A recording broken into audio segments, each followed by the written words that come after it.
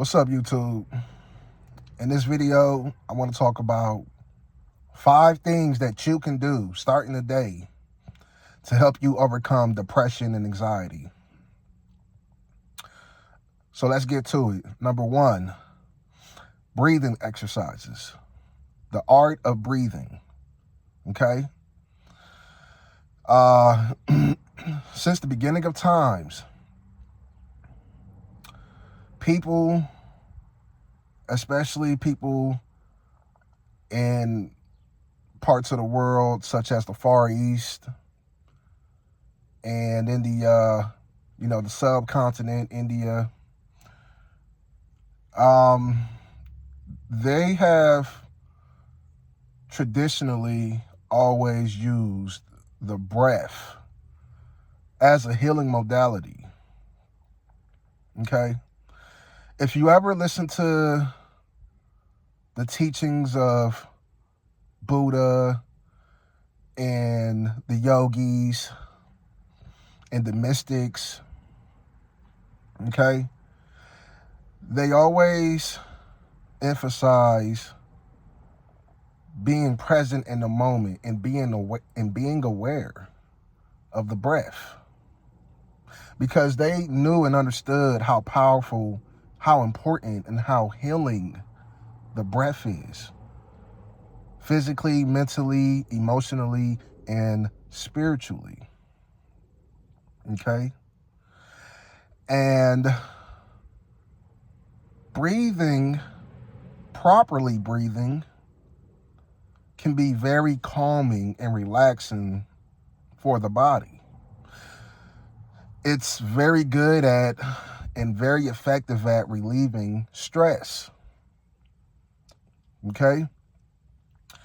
So anytime you feel anxiety and stress, you feel irritated, you feel annoyed, you feel low on energy, fatigue, okay?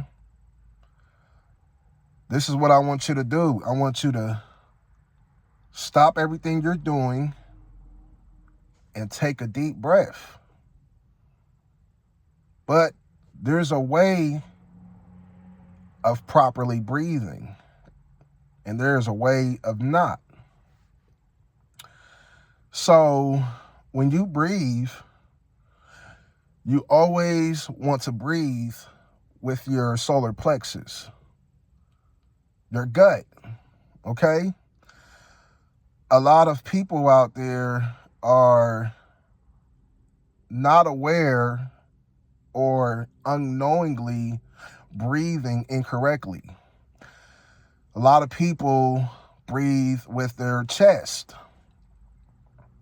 okay? You want to breathe with your diaphragm, your gut. And breathing is so calming and relaxing to the body. And the reason is because breathing helps loosen up the body. Because a lot of people are stiff, they're uptight. So what breathing does, because you have to understand the diaphragm is a muscle. And the diaphragm works in tandem with your abdomen muscles and muscles in your back. So when you breathe with your diaphragm, it causes this ripple effect or this domino effect throughout the rest of your body. It loosens and relaxes the muscles in your body when you breathe with the gut. And if you ever listen to the teachings of the yogis and the mystics, they taught that breathing with the gut was the proper and correct way to breathe. And if you ever look at a baby,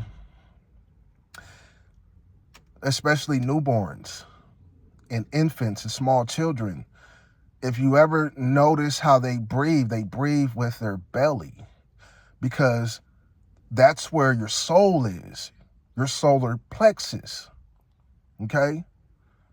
So you breathe with your soul. You breathe with the gut.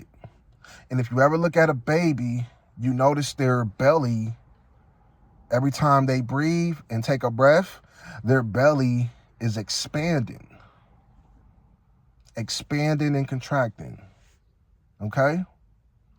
That is the natural way to breathe.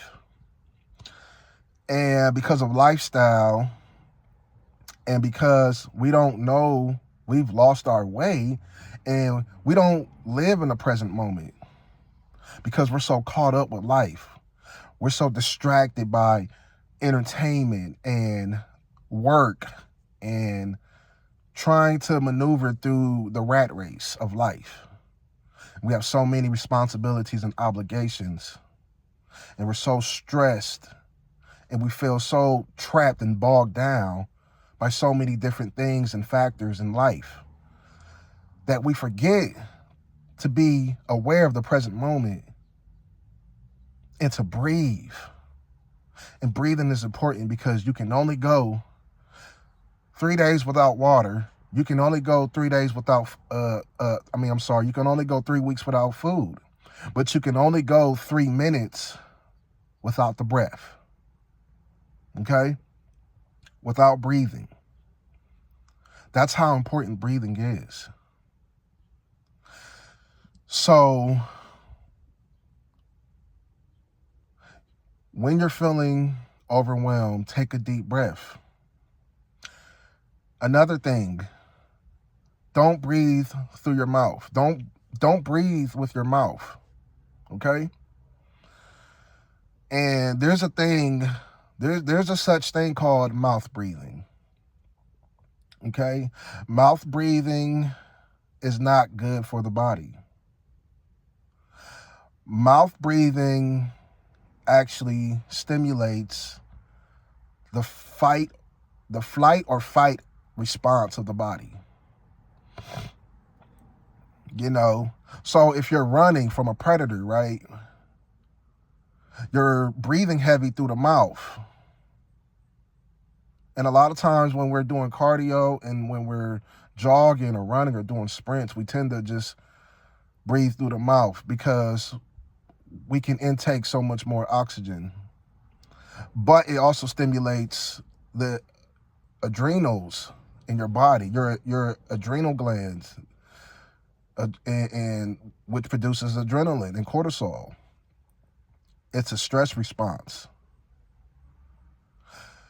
But it's not the proper way of breathing. You breathe through your nose. You breathe nasally through your nasals, okay?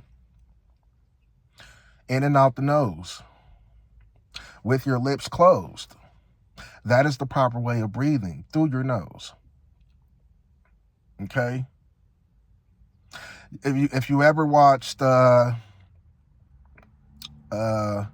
Napoleon Dynamite, because there's a stigma with mouth breathing. To call someone a mouth breather, if somebody ever calls you that, they're insulting you.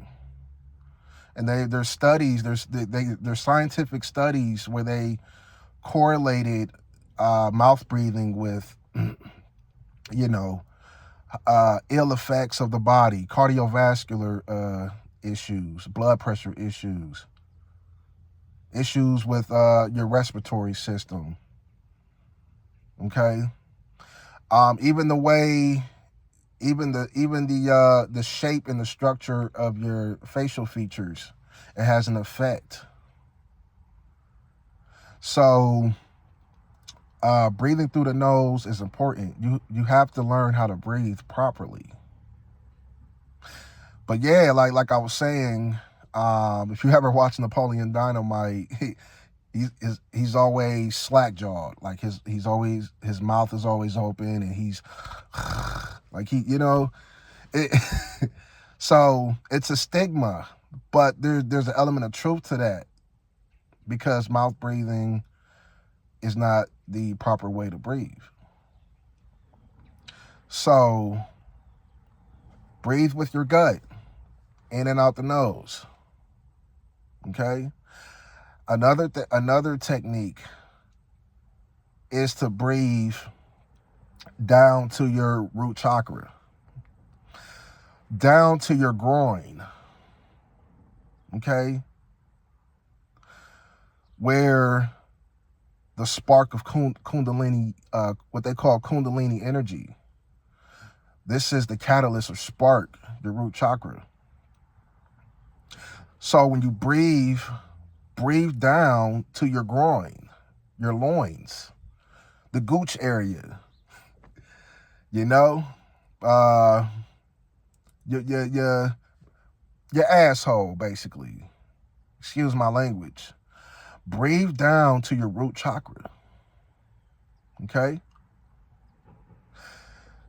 And this opens up your chakras. This opens up your these blockages, because the muscles can get very tight.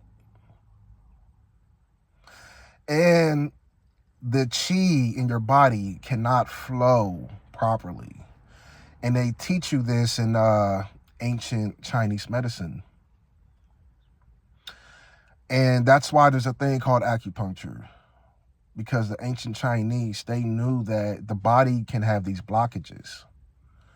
The body has these channels of networks where the flow of chi or energy flows throughout the body.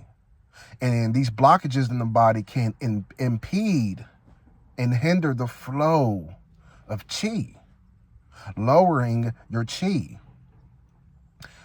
So what they would do is they would find ways to unleash the tension in the blockages in a person's body.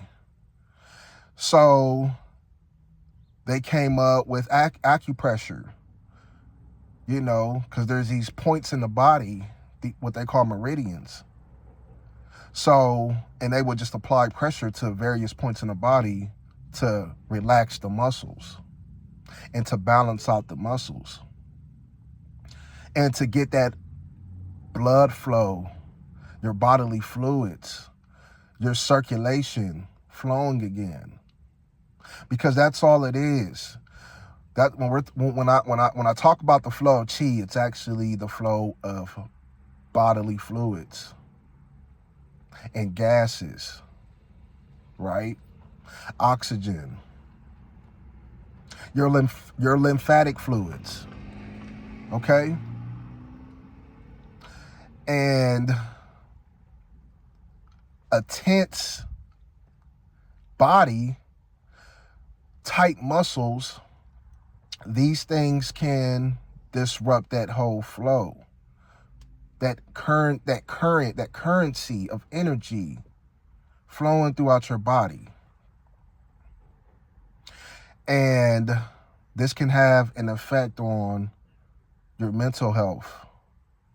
Because when you don't have good blood flow and good circulation, your body can't properly nourish itself and all of the different cells and tissues that need this blood supply and these nourishments. Okay? So, acupressure, massage therapy, chiropractic therapy, acupuncture, where they would insert needles or pins into these various points and meridians throughout the body to relax the muscles, to unleash the tension in what they call blockages. So if you ever go to a chiropractor and they crack your back, they crack your neck, they crack your shoulders, that's what I'm talking about. That's that tension, that blockage being unleashed in the body to increase your chi. Because high chi correlates or leads to optimal health. So your body's systems can function more efficiently and more properly. So your digestive system, your respiratory system, your cardiovascular system, your endocrine system with your hormones, Okay? Your lymphatic system, your skeletal system with your posture. Okay? And all of these systems work together as a whole. And that's what good health is. It means to be whole. The word health comes from a Greek word that means to be whole. So your health is priority in your endeavor to become or to overcome depression and anxiety. Because you're depressed and you're anxious because your body is in a state of imbalance, or what they call disease. Dis-ease. Your body is not at ease. Your body is not in comfort. It's a state of being. And I'm trying to tell you that the breath is the number one way of facilitating optimal health before anything else. And it's in conclusion, it relaxes the body and lets the flow of chi flow throughout the body. So let's move on to number two, the number two reason. The number two way to overcome depression and anxiety. Meditation. Okay? Meditation. So, again, ancient cultures and civilizations throughout the world, especially in the Far East and in East India, they understood and incorporated the practice of meditation in their lifestyles. And that's why I've always been an avid reader of Buddhism, trying to understand Buddha's teachings and his message. And Buddha is one of, like Jesus, Buddha is one of the most misunderstood figures in ancient history and in the world of religion. Okay? Just like Jesus. And the story of Buddha is basically, he was a rich and wealthy prince, a member of the ruling class, and he decided to walk away from that life because he saw the suffering around him. He saw how people were suffering, and he wanted to know and understand suffering and how to end suffering. So he walked away, right? He walked away from all of the wealth and the status and the riches. And he went into the wilderness to live a minimalist lifestyle. And he would do all these various things and practices such as fasting and meditation. And one day he sat under a tree and he basically told himself, I'm not going to move from this tree until I find enlightenment. I'm going to sit under this tree and meditate until I find enlightenment. So meditation and the art of breathing intertwined with each other, working in tandem with each other, are big tenets of Buddhism. Okay? And in other cultures like the Hinduism and the Ayurvedic systems, right? Meditation and breathing was a big part of their healing modalities and their lifestyles. Okay? And there's different ways of meditation. But meditation is essentially being aware in the present moment. Clearing your mind. Like I said, if you were to Google ways to meditate or YouTube other videos, search other videos on YouTube on how to meditate, I'm sure there's 1,000 different ways. But the most basic essence of meditation is being present in and aware in the present moment.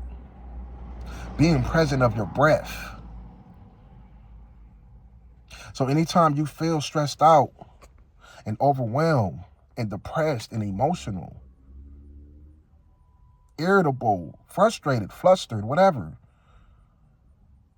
just go find a quiet place where there's no distractions, where there's no things or people to distract you, right? Close your eyes and just clear your mind. You're going to have all these thoughts and all these images popping up in your head, and just let them be. Just ignore them. Be in the present moment.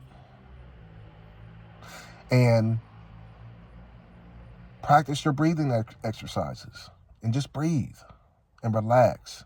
You might fall asleep, okay? Because when you're meditating, there's these different frequencies and brain waves that are happening in your brain.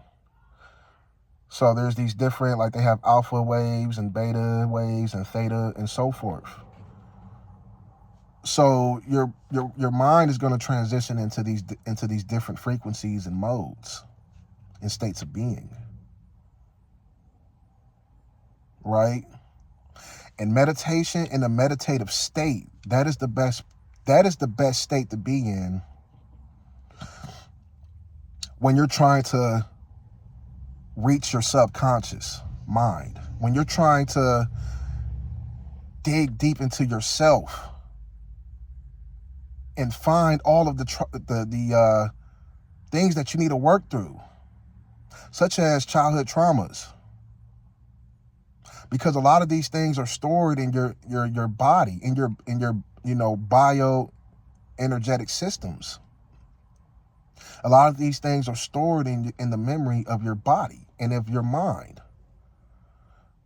And there is a such thing as a body-mind connection, or what they call a psychosomatic connection. Because the body and the mind is one. The body and the mind is whole. They're connected. They're essentially the same thing. And that's what your soul is. Your soul is your mind-body connection. Okay? Your body is pretty much the physical, condensed or dense form of your mind. And your mind is an etheric form of your body. And it's what they call the Merkaba. You got to understand, your body is a vessel. Your body is a temple. Your body is a ship that you as a spirit are traveling in. And that's why it's important to take care of your body and to clear out all this energy that you're holding on to. All the trauma. So in a meditative state, it's a good way to clean house, okay? It's also a good way to visualize and meditate on, focus on what you want to manifest in your reality. And it's calming. It relaxes the body. It relieves stress. And it helps with anxiety and depression. So let's move on to number 3.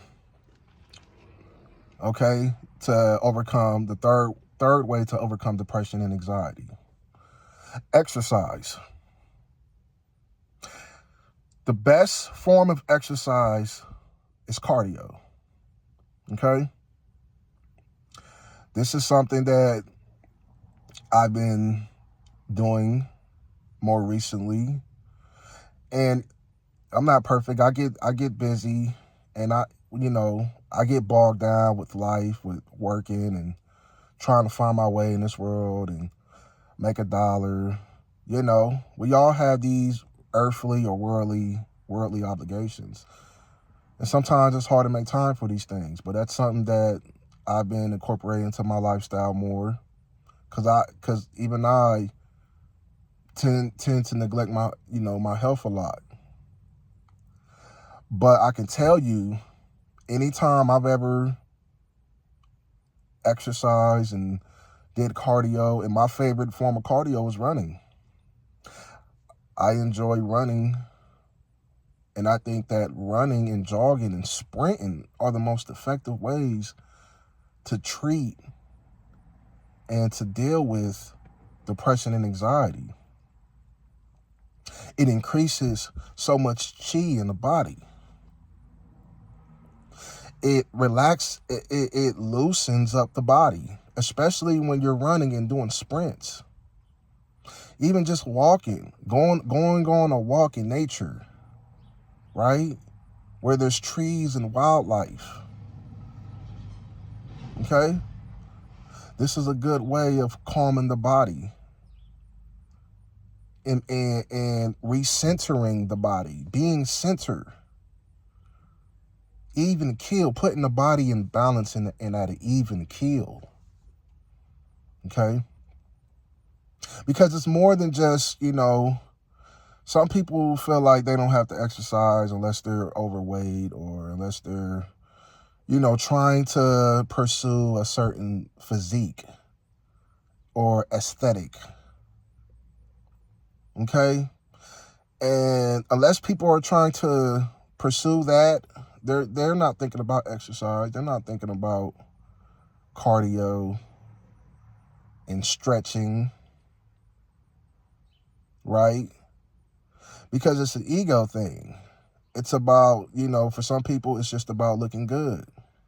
And there's nothing wrong with that. We all want to look good. We all want to look good to attract the opposite sex or to feel good about ourselves when we look in the mirror. But it's deeper than that. Exercising is truly a healing form of therapy. It's very therapeutic for the body. Exercise is another way to release tension that's in the body. It loosens up muscles and it helps maintain homeostasis in the body and putting the body in a state of balance. It helps facilitate the flow of chi and circulation. Because a lot of things about when it comes to achieving optimal health has to do with your circulation to increase your chi. Okay? And running, best way to do it. Okay?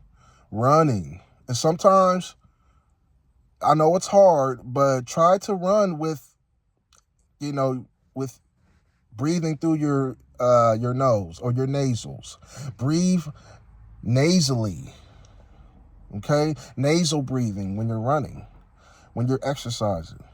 I know it's hard to, and you're going to slip up and you're going to, be panting like a dog. It's okay. Don't, there's nothing wrong with it. It just becomes a problem when you do it chronically, okay? But try to strive to breathe through your nose when you're exercising, okay? And I know there's people out there, they like to walk and they like to do, bicycles, cycling, whatever they call it. And, those are all fine and dandy. But I would encourage you to try to do other forms of cardio. Like running, sprinting. And you don't have to do it every day for hours. You don't have to run 5 miles a day. If that's what you want to do, and if you build your endurance stamina up to that point, then that's cool. More power to you. But you don't have to stress your body out, especially in the beginning. Even if you just do a sprint, find an alleyway, or find a track, or go out in nature somewhere and just do a sprint, do a couple sprints, and it's really about consistency.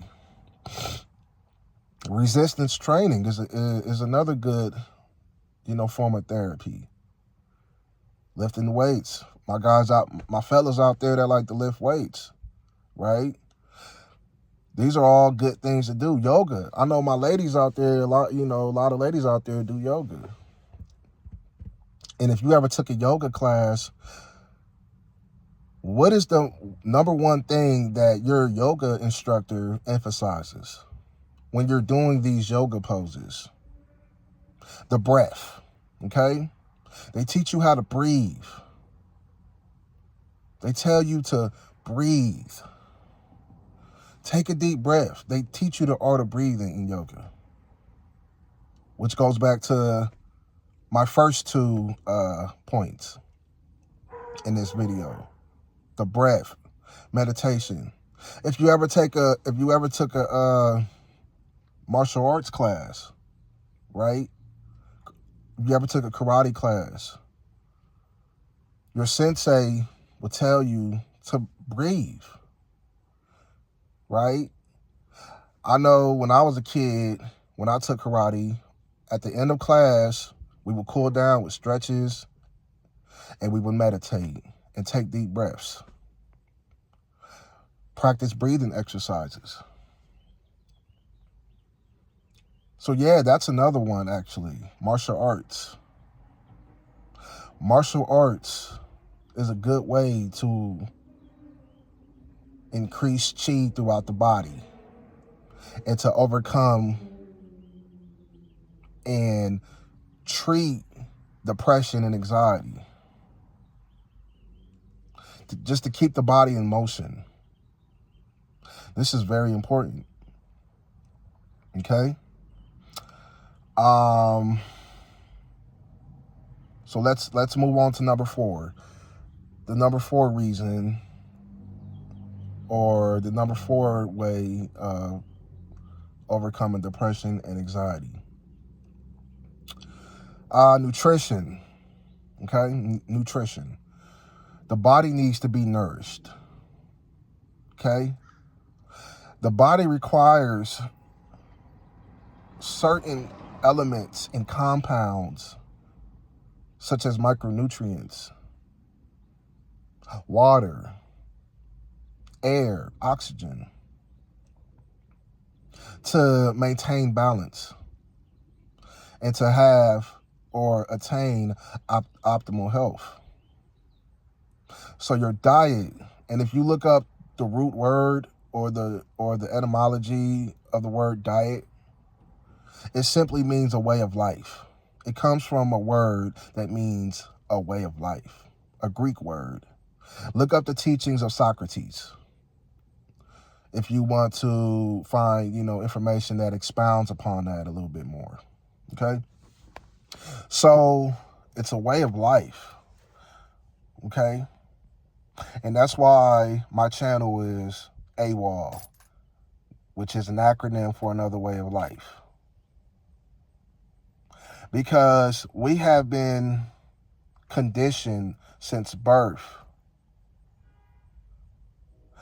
to live a certain way that is not in our best interest. We have been brainwashed by the media, by our parents, by the school system, and so forth and so on, to think that there's only one way of going through this life. But look at the world around you. People are sick, okay? People are suffering, okay? People are not in a state of balance and wholeness. A lot of people are miserable. A lot of people are stagnant. A lot of people are depressed. So obviously, there's something wrong with our society and the way we eat, the way we live. our sedentary lifestyles. And that's why a lot of people are always trying to escape and practice these different forms of escapism.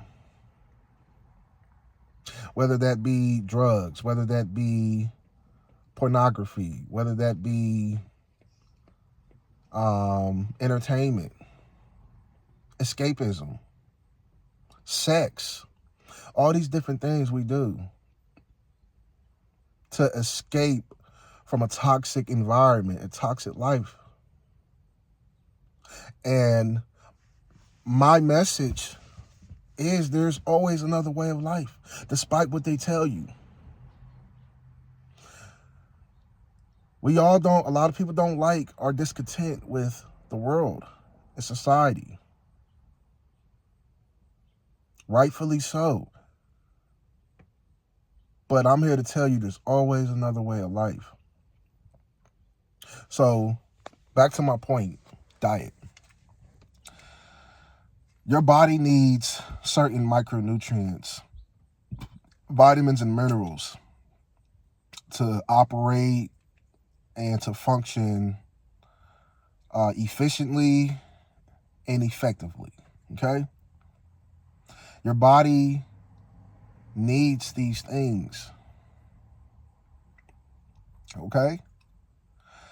Sometimes your body doesn't need anything. Sometimes your body just wants you to fast. Fast for a day. Go on a water fast, okay? Sometimes your body just needs to detox and clean itself out, okay?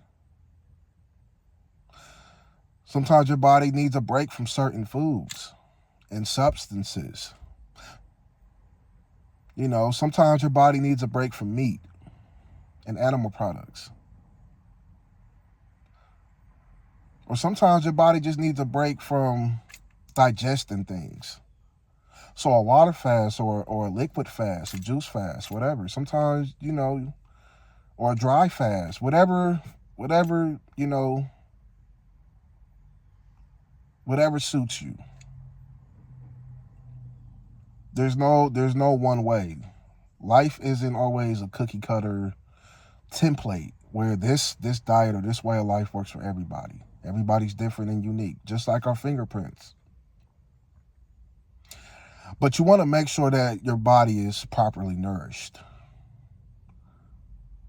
You want to make sure that you're not deficient in certain key nutrients, vitamins and minerals. So you want to have a balanced diet. And another thing is vitamin D. Because some nutrients many Americans are deficient in. Vitamin D is one of them, especially my people that live in the northern states, where we don't really get a lot of sunlight, you know, during certain seasons, during the wintertime. So my people on the East Coast, my people up north, Midwest, where we get cold weather and less sunlight during certain times of the year. It's important that you're taking some kind of vitamin D supplement, or making sure that you're getting outside and getting whatever sunlight you can. Or if it's just cloudy all the time and it's just too cold to be outside, or maybe you're inside, you have to, you know, you have a job or you're in an office and you're always inside most of the day, or you work night shift. You work a night shift, so you're asleep most of the day when the sun's out. Take a vitamin D3 supplement. Okay? Let me plug my phone up before it dies.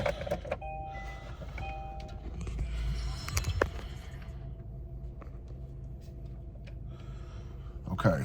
Yeah, take a vitamin D3 supplement.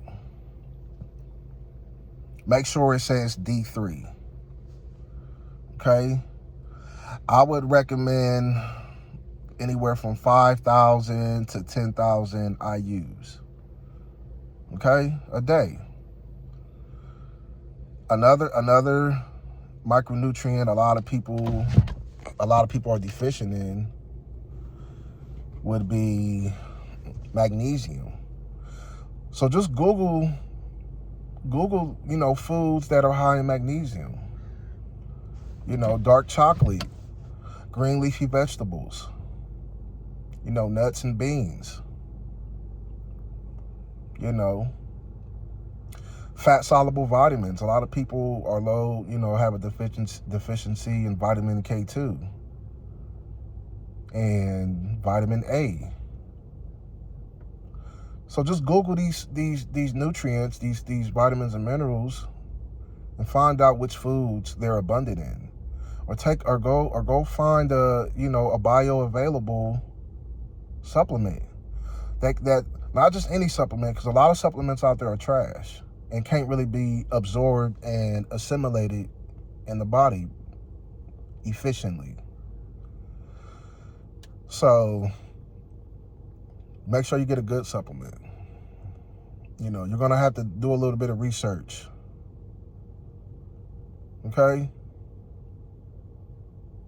Make sure you're properly hydrated.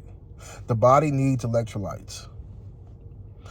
Hydration is more than just drinking water. Your body needs potassium, magnesium, sodium, okay?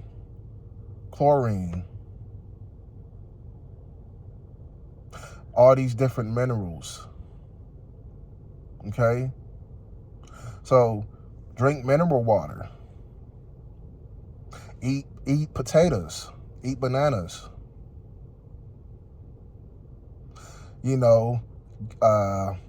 Himalayan pink sea salt. Himalayan pink sea salt. There's trace minerals in that form of salt. These things can hydrate the body. These compounds can hydrate the body. Okay? Potassium is potatoes are very high in potassium. Okay? Omega-3s, which is found in fatty fish like salmon or sardines. These are nutrients that are very hard to obtain in the standard American diet. So if you're a person that's eating junk food all the time, if you're a person that's eating fast food all the time, it's going to be hard for you to, get these things in your diet. So just clean up the diet a little bit more. You know what I mean? What you eat. Clean up your way of life. Okay? If you're someone that's on, because what you put in your body matters. It's epigenetics. You are what you eat, and your gene expression and the proteins in your genes, the way they express and mutate, it's called epigenetics. And what you eat influences that. Your environment influences that. The way you think influences that. Okay? The way you speak. Number 5.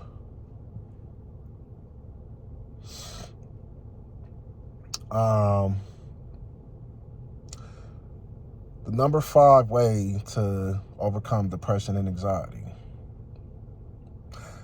Mantras. I kind of already segued into that when I was talking about epigenetics and the way you speak and the way you think, your thoughts, your emotions, your state of being. Because like I said, the mind-body connection, the psychosomatic mind-body connection can influence your health and vice versa. See, a lot of people will tell you that the way you think, the way you feel, even things like depression, grief. If you're suffering from grief because you had a loved one that passed away, and you're grief stricken, these things can have a detrimental effect on the body. The stress, the emotions,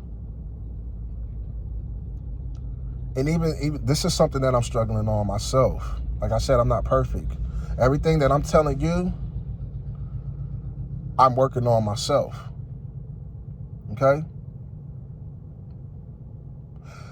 But I can tell you from experience that positive thinking, having an abundance mindset, having an abundance mindset. Okay?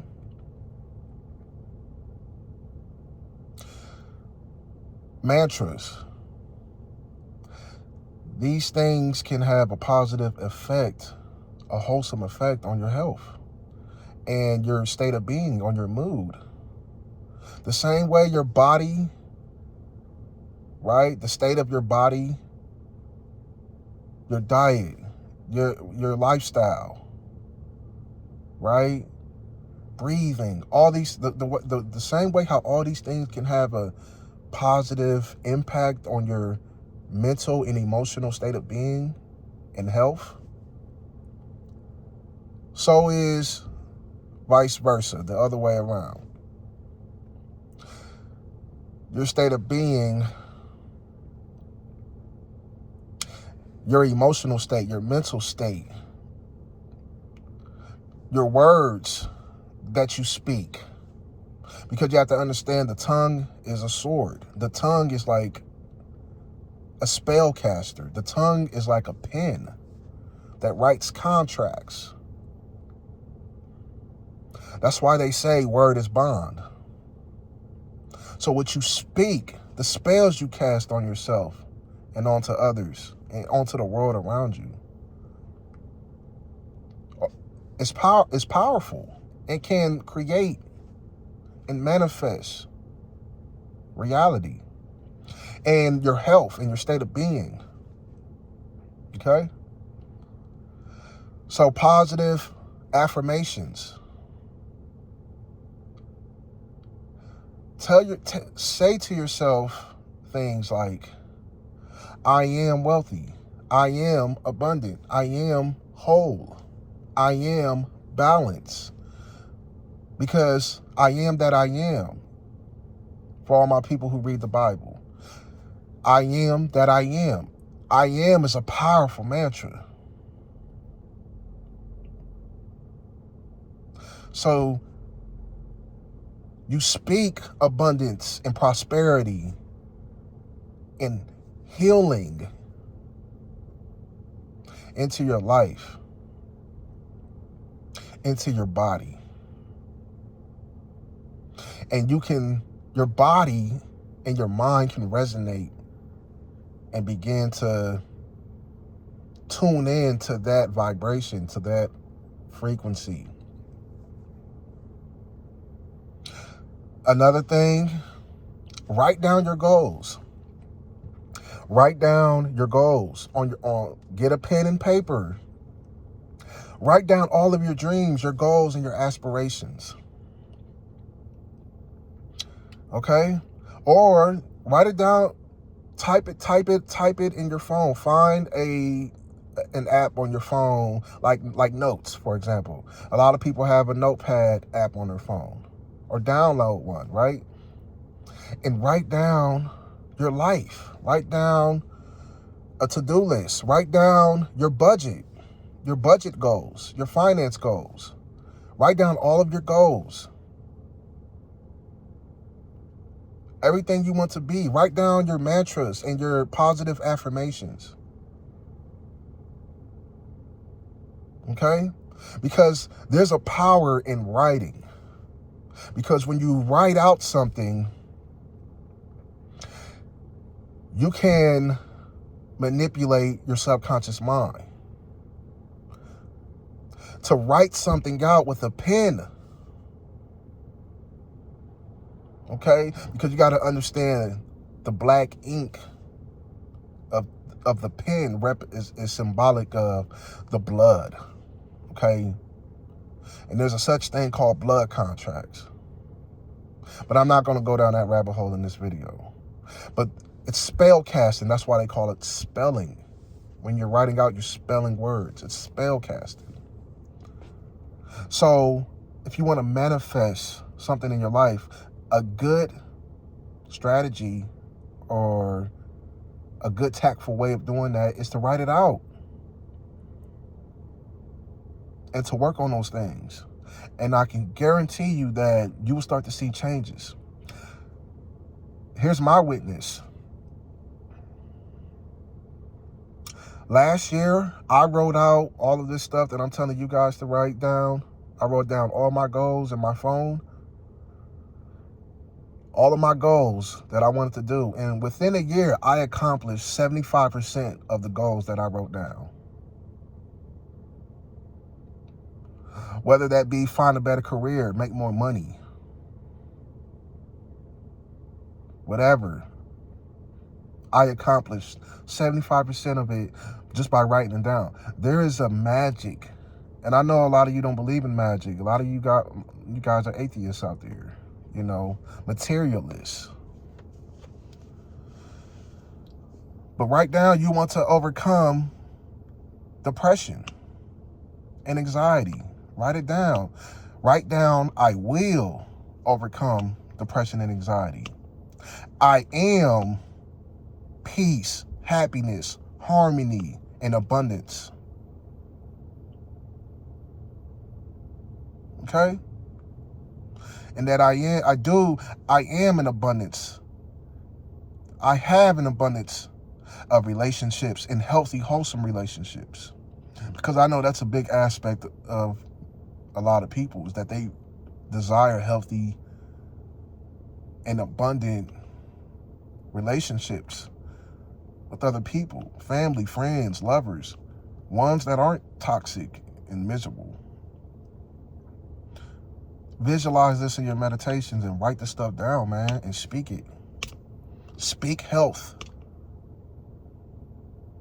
into your life. And if you're religious, pray. Praying. Whether you're Muslim, Christian, Jew, a Hindu, your practice of Hinduism, whatever, pray. And pray in abundance. Okay? Don't go to the altar in lack. Don't go to the altar in scarcity. Pray in abundance.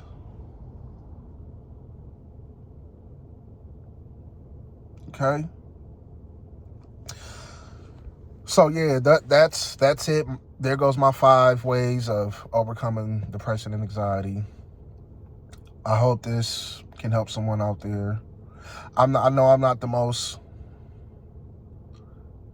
charismatic or photogenic, person out there.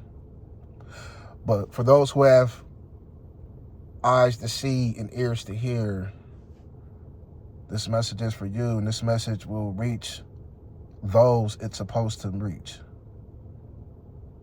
and benefit. So, yeah. With that being said, this your boy AWOL.